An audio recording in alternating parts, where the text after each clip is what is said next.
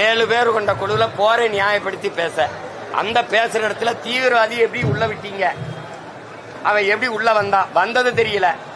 அரை மணி நேரம் 1 மணி நேரத்துக்கு முன்னாடி அத்தனை பேரையும் சுட்டு கொண்டுட்டு போனான்ல, சுட்டவன டாப்புன்னு ஏன் சுற்றி வளைச்சு அவனை கைது பண்ணல? வந்ததும் தெரியல, போனதும் தெரியல, செத்தது மட்டும்தான் தெரியுது.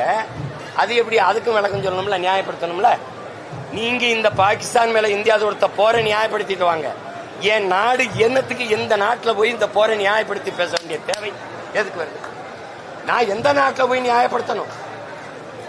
என் நாட்டோட பாதுகாப்பு நான் போர் தொடுத்தேன். அதை சொல்றதுக்கு எந்த நாட்டில் விளக்களிக்கணும்?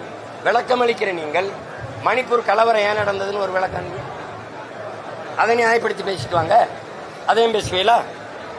குஜராத் கலவரத்தை பேசுவீங்களா?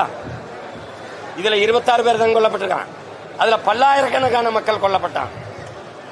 அதை பேசுவீங்களா? ஏன்னா நீங்க குஜராத் கலவரத்தை நியாயப்படுத்தி பேசின பெருமக்கள் தான் திமுக இருக்கிற தலைவர்கள்.